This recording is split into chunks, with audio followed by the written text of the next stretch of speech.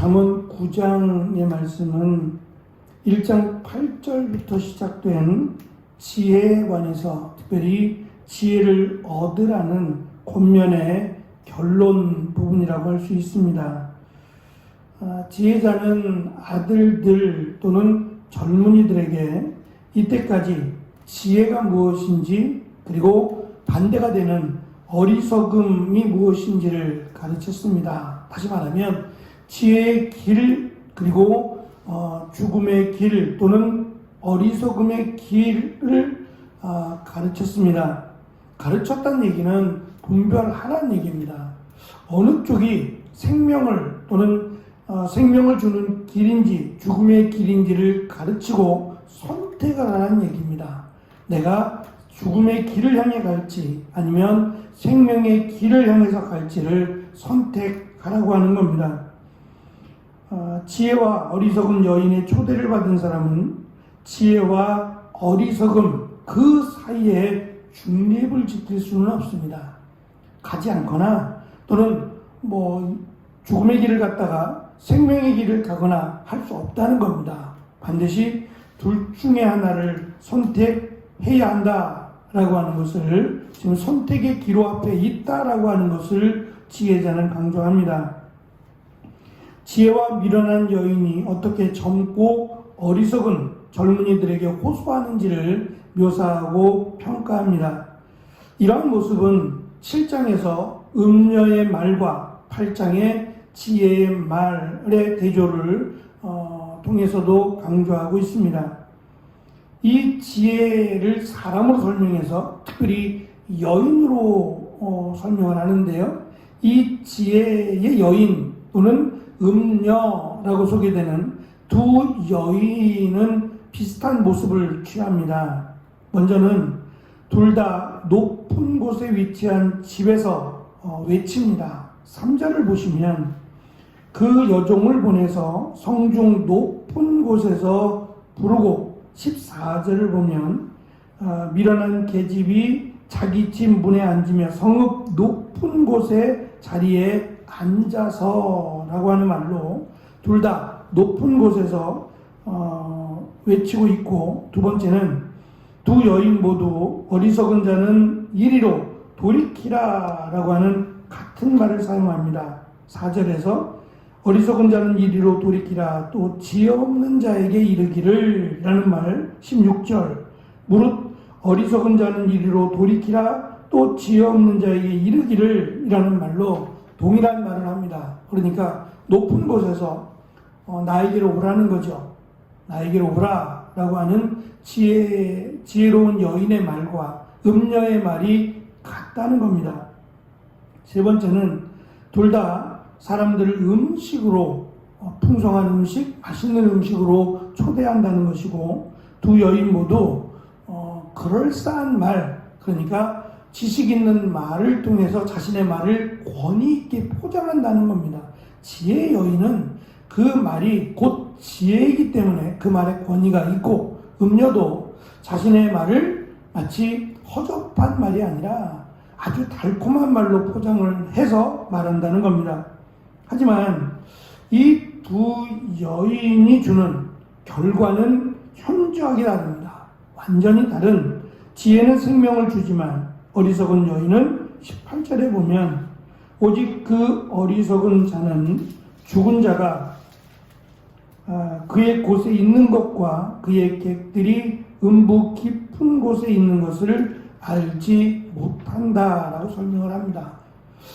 어떤 면에서 보면 이 지혜라고 하는 하나님의 말씀과 또는 이 음녀라고 하는 사탄의 말은 처음에는 비슷하다라고 하는 마치 이단의 특징과도 비슷해요.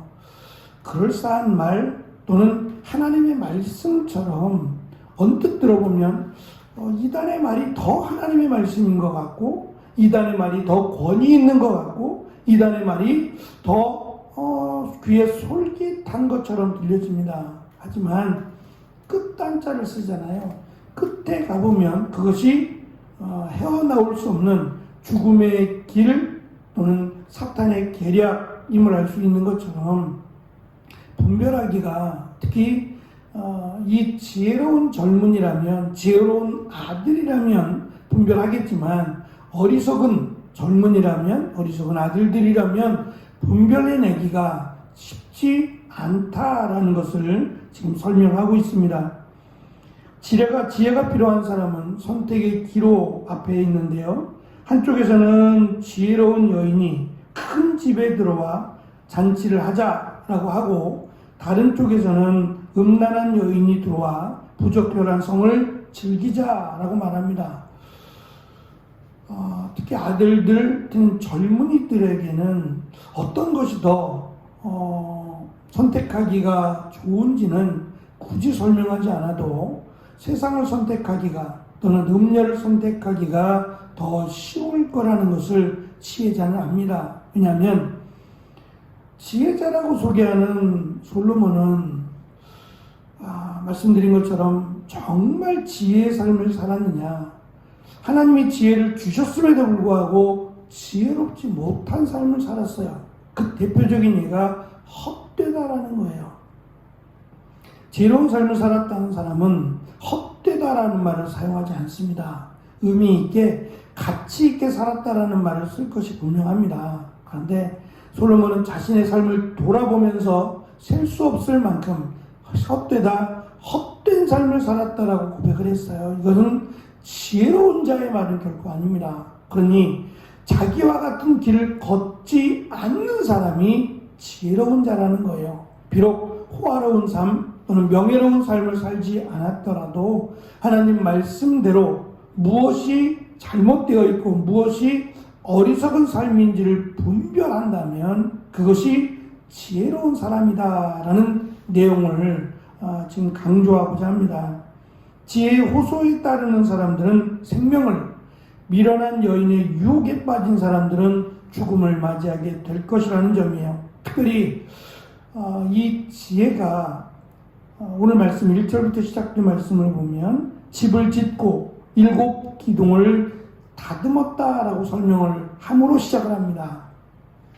집을 짓는다는 얘기는 가장 기본적인, 우리가 살아가면서 가장 편안한 그리고 가장 안전한 곳을 의미합니다. 가장 많은 시간을 보내는 곳이기도 하고요. 그 집에 7 기둥을 세웠다는 얘기는 몇 가지 의미가 있는데요.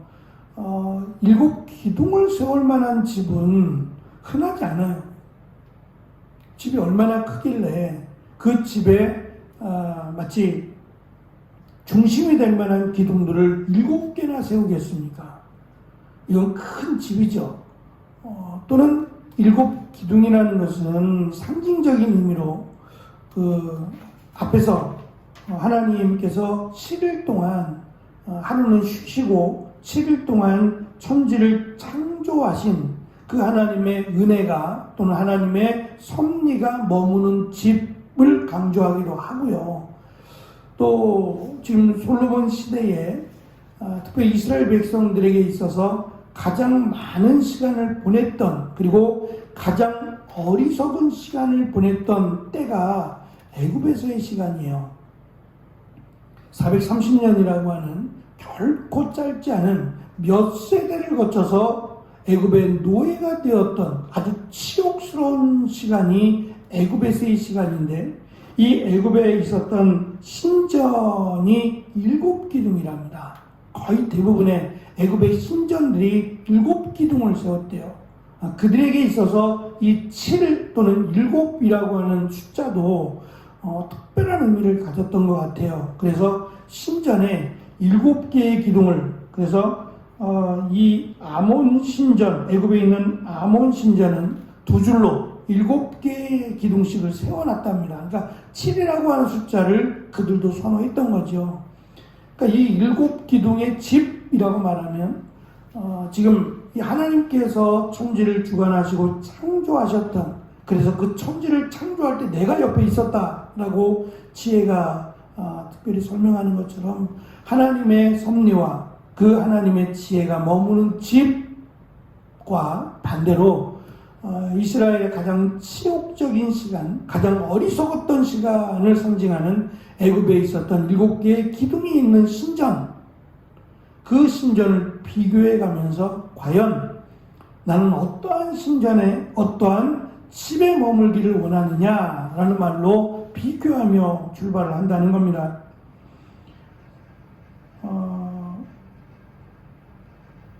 지혜가 있다면 또는 지혜자는 내가 평생 머물 집이 하나님의 말씀이 있는 크기와 상관없이 집에 있는 기둥의 숫자와 상관없이 내가 평생 머무는 집에 하나님의 말씀이 들려지고 하나님의 은혜가 함께하는 집에 머물 것을 솔로몬은 강조합니다. 결국 그것은 자녀의 문제가 아닌 것 같아요.